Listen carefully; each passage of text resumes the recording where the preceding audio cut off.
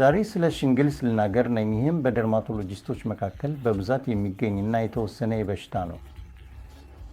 ሽንግልስ የሚባለው በሰዎች ቋንቋ የተለመደ ስም ሲሆን በሕክምና ቋንቋ ግን ሄርፒስ ዞስተር ተብሎ ይጠራል። ይህም በሕፃናትነታቸው ቺኪንፖክስ ያሳዩት ሰዎች ላይ የሚከሰት የቫይረስ በሽታ ነው። እንግዲኛ የሚከሰተው ነገር የቫይረሱ በሰው አካል ውስጥ ዝም ብሎ ይቆያል። ከዚያም ሰውየው ሲያደግ ዳግመኛ ይነቃቃል። ከዚያም በአንደኛው የአካሉ በኩል የሚያሳየው በህመም የተቀባና የተለያዩ እባብ እንደሚመስሉ ጉበቶች ናቸው። ከእነዚህ ጉበቶች በተጨማሪም አንዳንድ ጊዜ ከፍተኛ ህመም ይከተላቸዋል። አንዳንድ ጊዜ ህመሙ ዝቅተኛ ሊሆን ይችላል፣ ግን በአረጋዊ ሰዎች በተለይም ከ60 ዓመት በላይ ያሉት ሰዎች የበለጠ ከፍተኛ ህመም ይሰማቸዋል። እና እነዚህ ጉበቶች በአንድ ነርቭ በተለያዩ አካባቢዎች ላይ ሊታዩ ይችላል። ለምሳሌ በፊቱ አንደኛ በኩል፣ በደረቱ አንደኛ በኩል፣ በሆዱ ወይም በእግሩ ወይም በእጁ ማንኛውም ክፍል ላይ ሊታይ ይችላል። እና እነሱ ለ60 ዓመት በላይ ያሉ ሰዎች ከፍተኛ ህመም ያመጣል።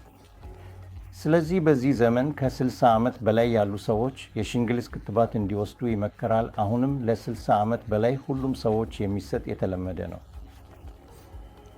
ምንም እንኳን የሚያስነጋገር ቢሆንም ከዚህ በፊት ቺኪንፖክስ ያሳለፉ ወይም የቺኪንፖክስ ወይም የሽንግልስ ክትባት የወሰዱ ሰዎች ግን አይተጋሉበትም።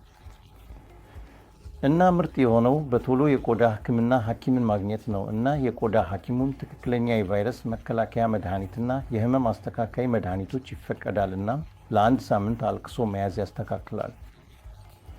ለአንዳንድ ሰዎች ግን ህመሙ የበለጠ ይቆያል። ይህንንም ፖስተርፔቲክ ኒውራልጂያ በሚባል ስም ይጠራል፣ በተለይም ከፍተኛ ዕድሜ ያላቸው ሰዎች ውስጥ።